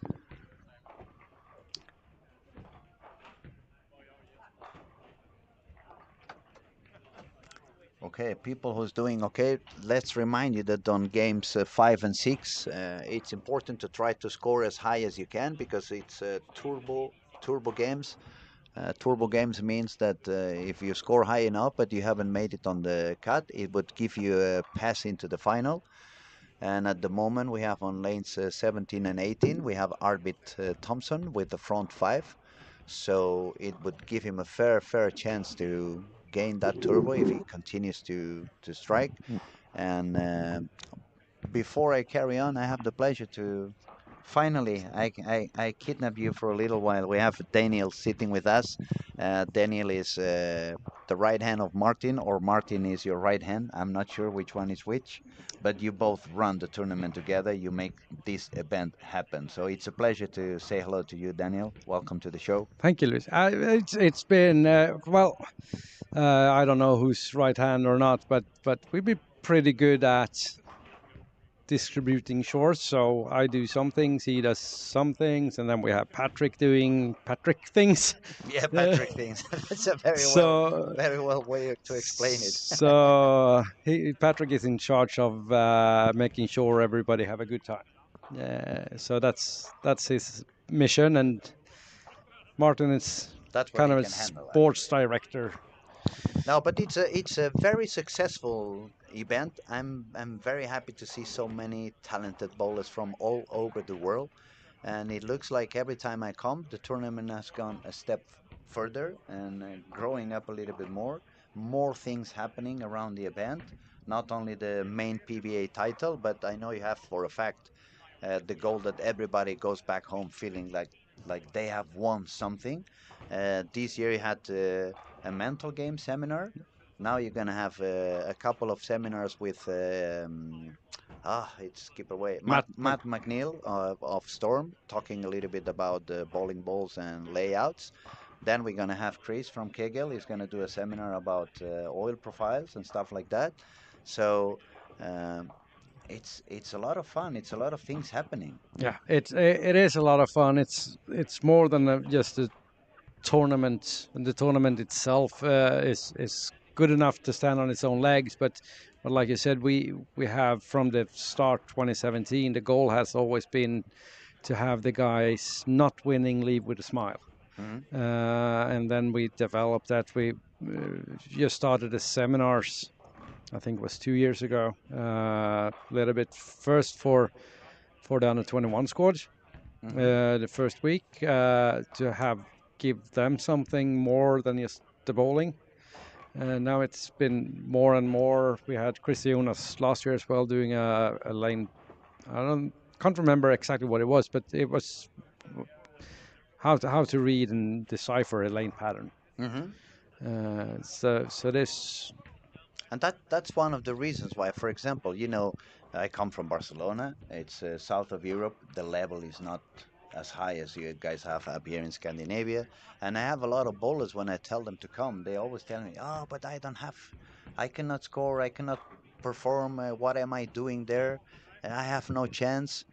But this is the perfect moment to let them know it's not only about competing, it's not only about putting yourself on the lanes against the best bowlers in the world, it's about the whole experience. For example, tomorrow, Wednesday, I know you have a friendly golf event Yeah, as well. that's the golf event we had actually from the start, from 2017. Hmm. Started in Malmö, so we have a golf event. So you pick teams, or we pick teams. You can play. So we use the PBA players Hmm. come, and a lot of them play golf. So you come play golf, and you get to play golf with Carl Troop or So Lavoie or it's AJ another Johnson. option because obviously when these guys are on the lanes, they are focusing on what they want to do They're doing because their job. they are doing their job exactly. They are competing. That's their main business, trying to get a title back home and put another title in the backpack, as I say.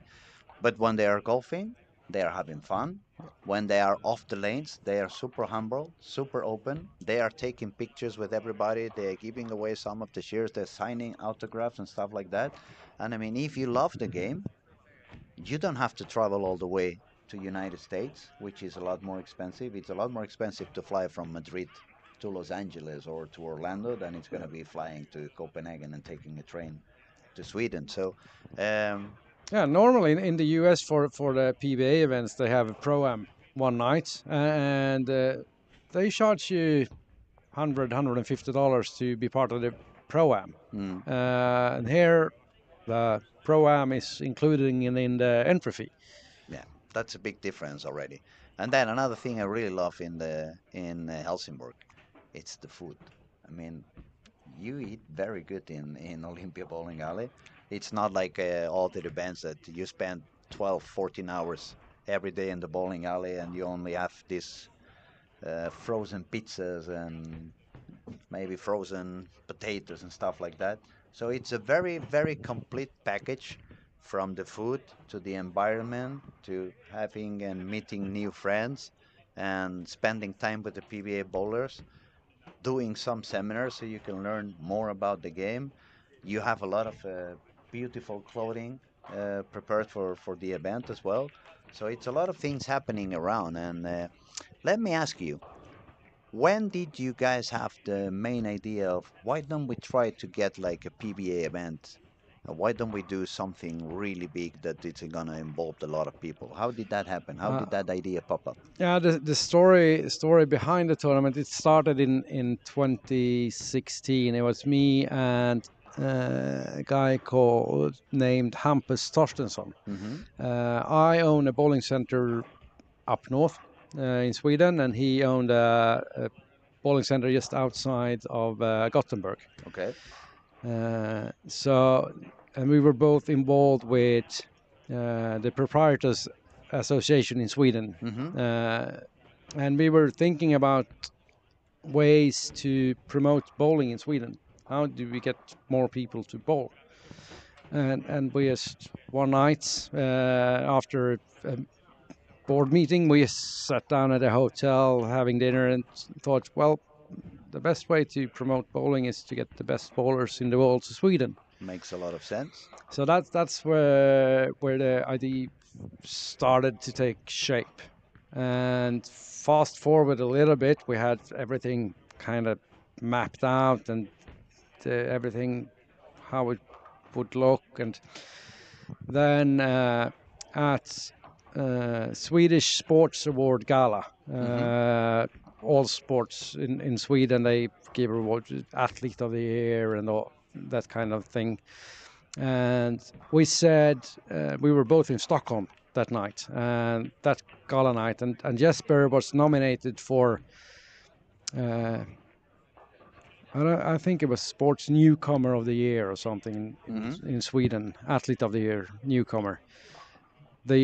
Was the year after he won his first Major the TOC Tournament of Tournament of Champions. So Champions so in we the sat PBA. there before everything started and said if Jesper wins, we go. And later that night, I made a phone call to the US and said, "Yeah, let's go," because Let's do it. because Let's do it. Jesper won the award. So then everything just took off. We chose Malmö because of for the first tournament. It's a bigger bowling center It's a in bigger Malmö, bowling right? center. It's small center if you compare to, but in Sweden it's a big It's a center. big It's center in 22 Sweden. lanes and it's like 20 minutes from a major international airport in Copenhagen. Hmm. You take the train and you're in the bowling center. 20 Like 30 minutes. 30 Yeah, minutes 30 later, minutes you're or at more. the Yeah. bowling center after you get your bags off. So that was a very successful event. We have had over 500 players. We had Wow. 1,200 entries. Wow. So Uh, already first attempt it was like yes, pretty successful. it was. And the So first, that gave you the energy to carry on yes, right from the start. and that first event, of course, Belmo won, Hmm. and we had 2 years in Malmö. And So it was 2017 17 and 2018. 18, It was held in Malmö. yeah. And So then you decided, yeah, the idea from the start was because we were trying to promote bowling in Sweden to go to different locations. okay, so maybe it was like So we now had we said do one we year we here, had a then we move contract again. with the city of Malmö for 2 years. Mhm. And say start here and then we're gonna move, but we didn't move that far. We moved like 45 minutes 45 drive, minutes drive, yeah. and ended up here in In Helsingborg. 2019 in Helsingborg. And because the tournament is so much more than just the bowling, I don't think there's a better bowling center in Northern Europe for this tournament, even though it's I tell Patrick, who owns the center, I tell him every year, you need more lanes, mate. You need more lanes. But do we have anything interesting going on? Yeah, the guy bowling on. We have one player on the lanes now. He's gonna go on lane 16. Pretty good game going on. Arnar Johnson from Iceland, but he lives here in Helsingborg. He's actually one of only 3 people here that's already qualified for the final because he won a PBA Sweden event. PBA regional. So it's a PBA regional. We started this year a regional tour in Sweden, and we had 3 tournaments, and the winner was awarded a free spot in World Series of Bowling next year, Okay. and a spot in the final. That's cool. Here Step in 1 or Helsingborg. step 2? Step 1. Step 1. Yeah. Was it for every winner of PBA regional in Sweden? Yeah. So we had 3 tournaments. So we have Artnar. He's doing a big game, 269. And he needed that because the last couple of games. Yeah, but he doesn't need it. He's already in the final. No, I know, but but he can actually qualify to final step 2 if he can get a bye. That's what I was going to say. Now he's got the secure spot on step 1 because he won the PBA regional. But if he wants to jump into step 2, he needs to go for a high squad. Yeah, and if that happens, we have to recalculate the cut because we're not going to have less people in the final. So we're going to add one more from the cut. So it's going to be top 41 cool. instead top 40. Who was the other 2 winners of the PBA regionals? Pontus Anderson. Pontus Anderson won the first one in Jönköping. And then Artnar won the second one in Eskilstuna, about an hour and a half from Stockholm.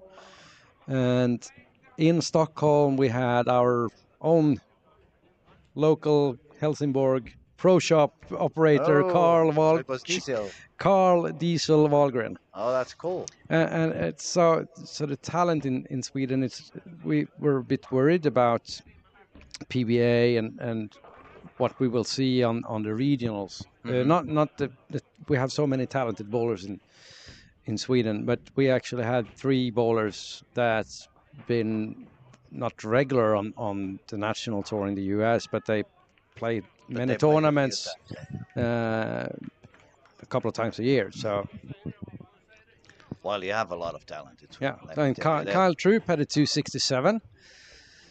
Yeah, Kyle was suffering quite a lot. Now he felt pretty comfortable on 19 and 20. He has moved a little bit deeper from where he was standing before. He was using the the Ion Pro Solid, the new one. That was the same ball that Carl used in Stockholm to win. Stockholm. It looks like that ball is quite versatile. It's working very good, both on fresh and by the end of the squad. And I've seen quite many bowlers using that ball already. Yeah, and in Stockholm when Carl won, it was also a longer pattern with Badger, so 48 feet. Oh. In terms of scoring, we had Nate Purchase on the lead after 4 games. He was 911. I think I saw him suffering a little bit. He shot about 180 something on this. Transition. Yeah, transition is definitely here. Now it's has already been here for a couple of games already. Now it's even kind of burn in the middle of the lane. We could see that especially on Emma and Ottilia. They were suffering a lot. Their ball was hooking really, really early on game 4 and I guess 5 was the same. It's hard for them to move a little bit deeper. Yeah, Nora can move deep, and she definitely got this ball speed to tackle this. Nora's got the speeds, got the power. She just wasn't lucky on lane 1 and 2. On game 4, she went down to 150. Couple of bad splits and 180, 190 now. Yeah, it's not as high scoring as it was on the previous squad. I think probably Arnar is gonna go back into the lead of this squad as soon as everyone's done with the game. We're gonna refresh and see what goes on. But yeah, he's 121 over Arnar after 5 games. And the thing is that people who scored pretty high on this 5th game, they had quite a low score because we have Kyle Troop with 267, but he's only 33 above par. We have Arbit Thompson with 245, and it's only 8 Yep. above the par. Then I saw someone else shooting 240, but it was a little bit below the par as well. Yeah, this like me. I played two squads in the tournament. The first ones, but so I actually I was in the cut for a while. I ended up 31 over, but that was with finishing the last two games 480. So 480 on the last two. That's pretty good. Was it when I coached a little bit? yeah, You you scored you, high? you were coaching me, so That's nice. yeah, so it's just thanks to you. I'm gonna start doing some online coaching worldwide because it seems to work quite okay for everybody I help. So maybe I should do that and focus more on coaching and less streaming, right? Yeah. Okay, I found Otilia. She's a bowling now on lane 3 and 4. Yes. She dropped down to 64 below the par. Yeah. That means she had a very low game as well because Yeah. she had 795. It's not fun to see. I really suffer with people. I'm very empathic with what I see, and I don't like people suffering with their games. But we can see a lot of people already in front of the ball return, bowling really deep inside. Emma is on lane 9 and 10. She Uh, hit the head pin strongly quite a few times. She yeah. saved 183, but she already has a squad with 20 something over. So unless she makes 250 on the last game, this squad is not going to be helping her much. No, I think that was a fill ball as well, so she might have tried something that clearly didn't work, unfortunately. It was nice to see Per. I was talking about Per Svensson a little bit sooner. Former PBA, former Team Sweden. Yes. I bowled with him quite a few events while I was bowling for the Spanish team as well. It was fun to see Peter Lund also. Yeah, He's World been Cup bowling. winner in 1986. Exactly. That's It's from my hometown as well. very nice. Is he? Yes, he Oh, I is. didn't know that. Wow. But this guy, when he finds the lanes, he can destroy anybody. Yes. Even today. And how old is he now? 50 something. He's 50, 50 plus. 50 plus. But he still can bowl and he still has the Yes. speed, and he's a very good bowler. And He has all he the speed. knows he's such a he's smart. He knows the game. He's been in the game for so long. He started at the times where the lanes were wooden, where you oil the lanes by hand, Yeah, not yeah. by electric machines. And he was when we were on away matches back in the days. We're talking 90s. He was our GPS in the car when we're going to places we didn't know. He was he naturally just could find a bowling center. Another interesting thing to see, the only guy who's bowling urethane all day long is Jesper. Is doing IQ 78. Yep. All the squad. I actually joked a little bit with him right before the squad, and I said, I'm expecting to see the U78 on the lanes. And Yeah, but you have to think about it. Jesper he literally just got off the plane from the US attending Carl Troop's so wedding. So he and was he had there a as well. Okay, yeah, and he had okay, a makes really sense. terrible flight home when he was stranded in Frankfurt because of delays. So he had a terrible trip back home. So that's very annoying. so I can understand if he's not able to be at his best right No, now. I can understand even better. I was talking earlier in the day on the first squad, I believe it was. I said I hated to bowl the day I traveled, even if it was only flying Madrid, Barcelona, which is 1 hour flight. And I've never ever performed well the day I traveled. That's because you didn't like to go to Madrid. That's possible as well. I hope there's not many people from Madrid listening now. Yeah, well, you like the people. I like the people. What I don't like is the football club. That's the only one I have to admit I'm not a fan of. And they are always crying about the referees when they are the most helped team in the history of any sport. I think some people would say something else about that. So, but who do we have here? I'm sure we're soon going to have the scores updated. We have a. Yeah, I think we only Nate gonna have Purchase now. He's 80 97 something, over and started with a double on lane 7 and 8. 7 and 8. True. So he probably needs a 220, 230 game to try to secure his spot on the final. He's got a turkey, so he's on his way. Yeah, he's really on his way. And he just arrived. He's still jet lag, I'm sure. Also, so When did he get here? Yesterday. yesterday. Yeah, it's still a little bit too soon.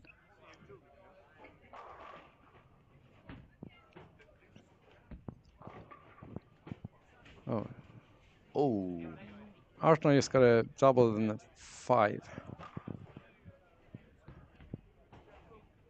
I think he's really just gonna try to chase that by for Sunday, having a yeah. little sleep in. Okay, we have the scores updated. People above par has dropped down to only 12 bowlers. People with chances to make it into the final, I would say probably all the way down to the top 5. Oliver Dahlgren from Team Pergamon is now with 51 over. He's bowling on 19 and 20. He's got the first 3.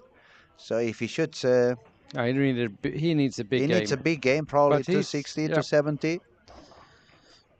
But he's more than capable to do it. I He mean, is. this kid is super talented. I've seen him bowling many times before. And when he's on fire, he's really on He fire. have also played for my team back home. Really. He's from up north, yeah. But how many people can you fit up there? I mean, Yeah, I yeah. thought it was only No, tears we're and just penguins. bringing up talents, But for those who are listening and they really have no clue, how far north you live? If you sit in the car from my place and you drive 1 hour north, you're above the Arctic Circle. My goodness. And the same thing if I were to drive down to Helsingborg and then do the opposite, drive south from Helsingborg, I end up in Venice, Italy. My goodness. So there's the same distance from Venice, Italy to Helsingborg that it is Then from Helsingborg up to me.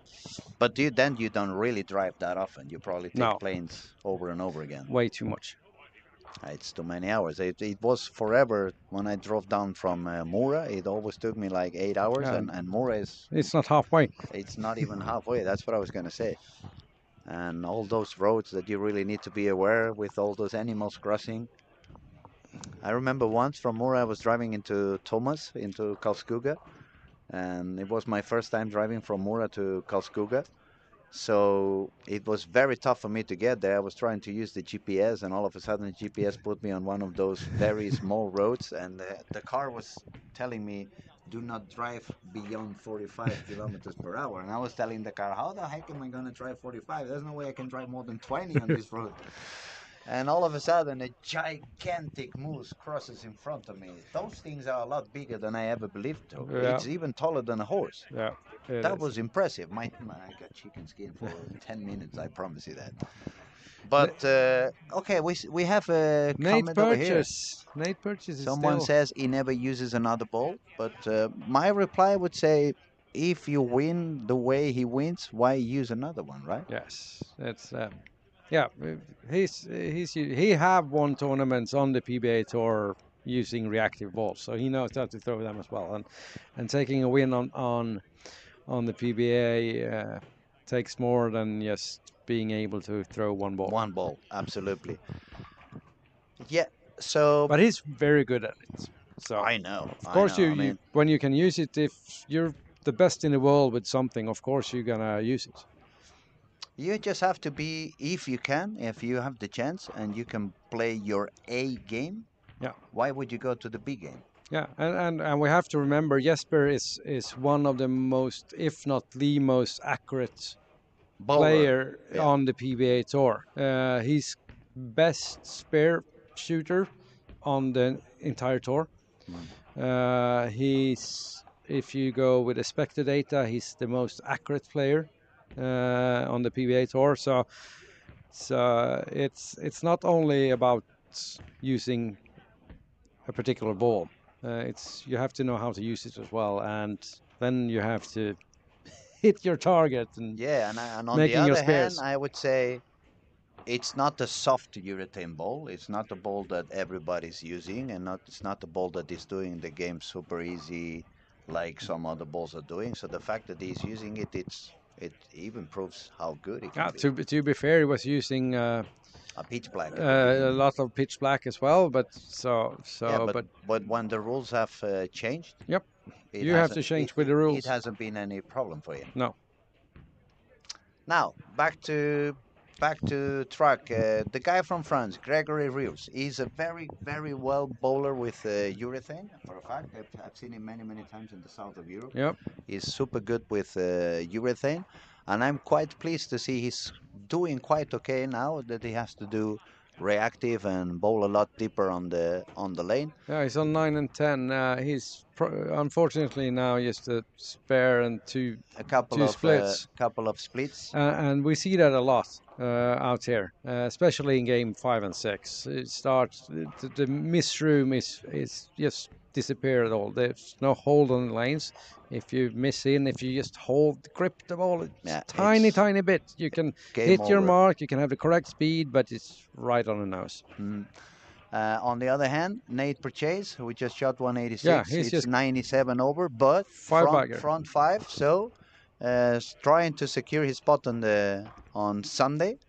At the moment, every single strike he can add to this front five he has, it's going to push him closer and closer to step 2. Yes, definitely. He just need a couple of more strikes and then make sure he makes his spare, and he's gonna be there already, I think.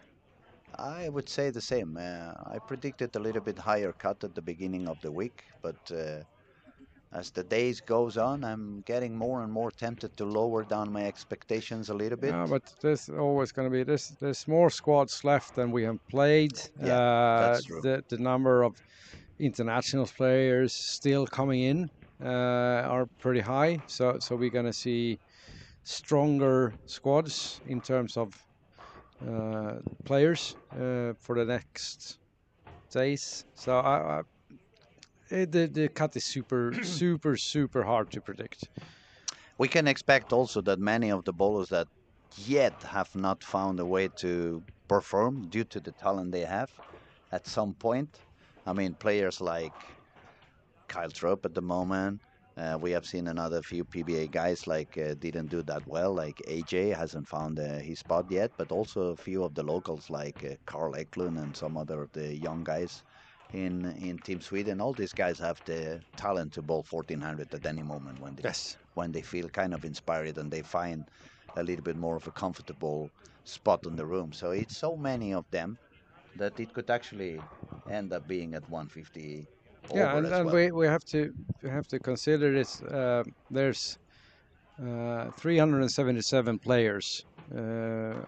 Of course, everybody in the field are not able to shoot 1400, especially on these conditions. But there's still going to be 1,000 entries, and the lanes are hard, really hard. But it's not the trickiest lanes we had, because on the first tournament in Malmö we had 1,200 entries, 500 players. Belmont was there, Kyle was there. It was a really strong field. Best players in Europe, best in US, and the cut was 80 over. 80 over, my God, that was no one shot 1400. My goodness, so it was more demanding. Yes, and still you managed to bring even more people back on the years to come. Yeah, it's been the same every time. You can't have very demanding patterns every time because you have to change. But when you do, for me, average or slightly above average bowler, I enjoy this a lot.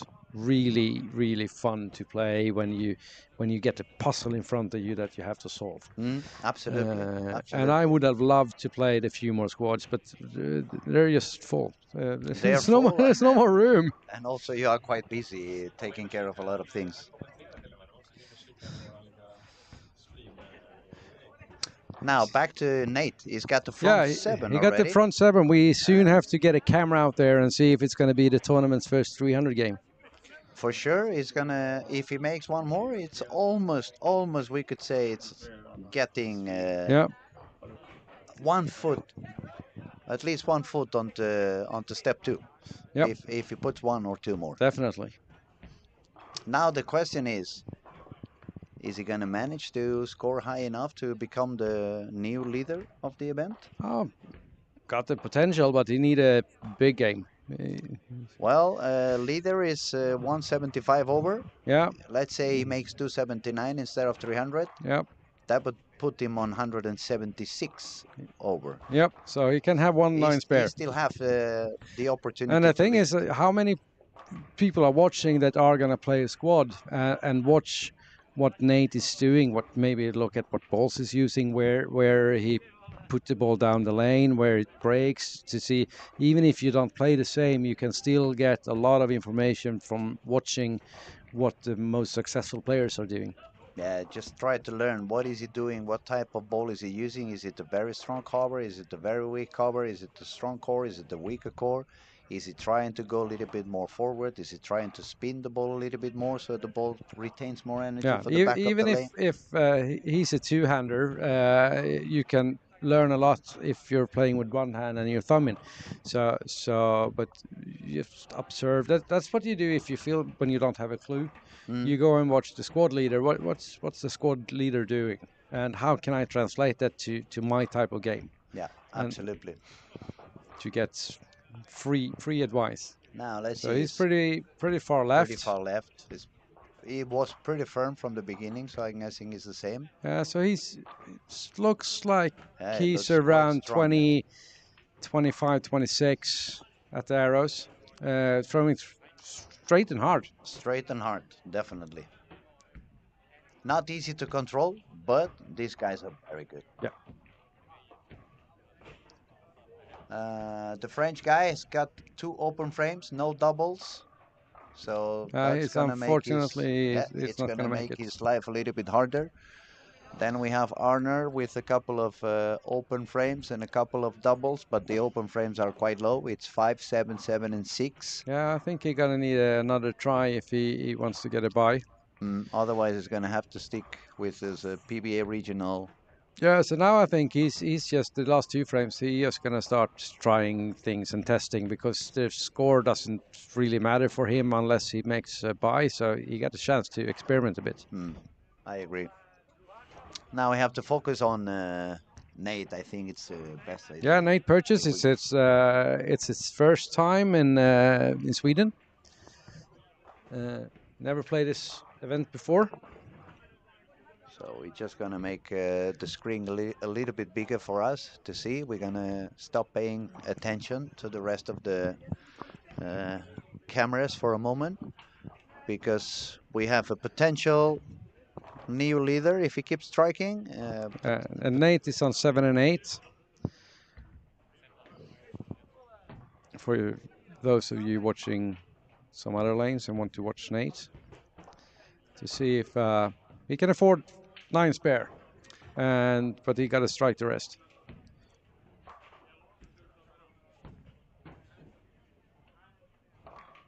Well, he's in good company. He's bowling with a lot of Pergamon people. Yeah, 3 of them and 2 young two-handers as well. So if they're smart, they try to copy what Nate's doing because they're pretty much the same part of the lane. But that it comes down to watching what the hand does, what balls you're playing.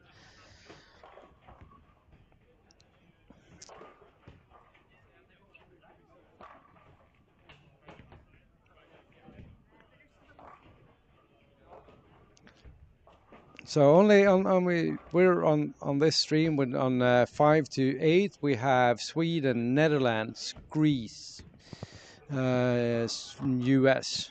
We have only on this pair we this have stream quite at all. many countries participating. How Yeah, many countries? do we have? 26 different countries 26 different or countries. 26 different federations. It depends on how you count it. Yeah, I understand.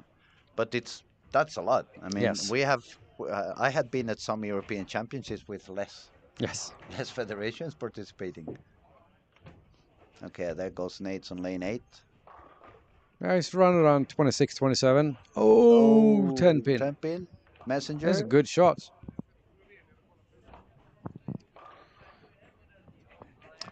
Now he needs the spare and strike out on the 10 to become the new leader of the event With 1 pin. with 1 pin. And then if that happens, we're going to have the top 3 are going to be separated by 1 pin. Yeah, one 76, after the other. 75, And 74. 74. That was a song back in the 90s. Yeah, yeah. 74, 75, yeah. That's my DJ side of the brain acting.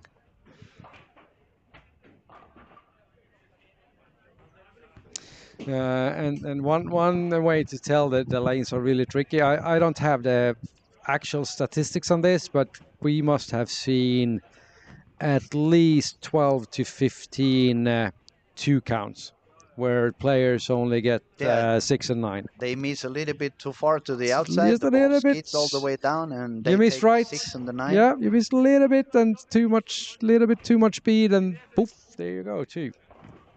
Gone. So he makes the spare. Yeah, nice spare for Nate.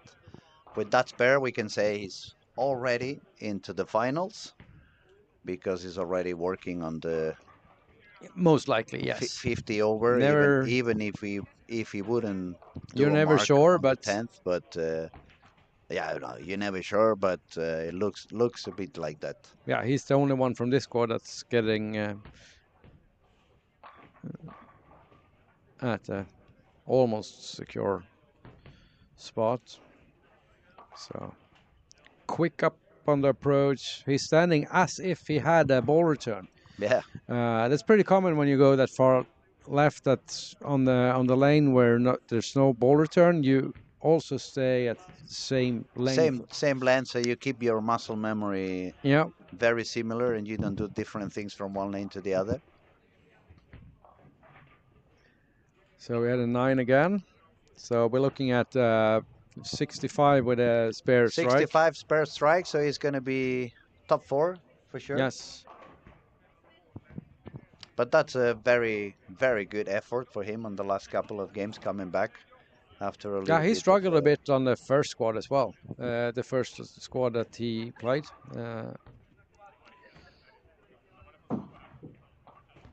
Someone is not so happy outside the room.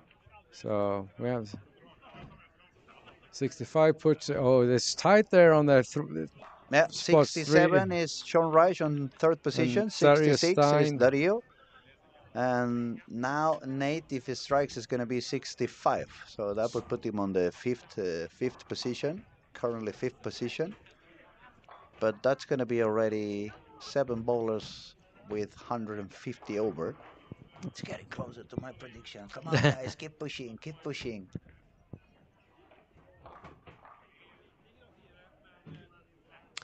Now, for the people watching, tomorrow we have 2 squads. Yes. 10 o'clock in the morning, it's number 1 squad. 10 o'clock in the morning and 2 o'clock in the afternoon. And 2 o'clock in the afternoon. And we will be, again, back online. We will be showing everything live on our YouTube channel. For those who are listening, don't forget I think we to should subscribe. answer. We got a question from Linda Arda about the dress code. It is a national title event on the PBA, but we are also in Sweden, and we have to abide the rules that are in the country we're in as well. And the dress code in Sweden is that you can wear shorts or skirts, no matter your gender, unless we have also a little bit twist on the rule. Come TV. If you make the TV final, you have to wear trousers. Longer Yes. trousers. So it doesn't apply during qualifying and during the regular finals, but only when you get into the TV show. Yeah, and the same thing we have like a PBA regional rules with the bowling balls. You're allowed to use balls that are older than 2 years. You're allowed to use plugged balls. The only PBA ball-specific rule we have is the urethane rule with 78G. 78 hardness. Okay, cool. Finally, Nate shot 266 to finish his squad with 1363. That's gonna put him into the fifth position in the total of the tournament, and I would say that's gonna guarantee a spot for him in the final for sure. Not sure it's gonna be step one or step two, but for sure it's gonna make it I into think the so. final. So we're gonna drop the commentary in here. It's only just a couple of guys finishing their games. We thank you everybody for your attention. We'll be back tomorrow. Thank you so much, Daniel, for joining me and doing me some company and mostly explaining a little bit how did this event begin and Yeah. a little bit of the It's a history. really long story. I will write a book someday, but not yet. But we'll be back tomorrow. Thank you for watching. Don't forget to subscribe into our YouTube channel for more free content during the rest of the week and especially the rest of the season. Thank you very much, everybody, for your attention. Have a good night, and I'll see you tomorrow.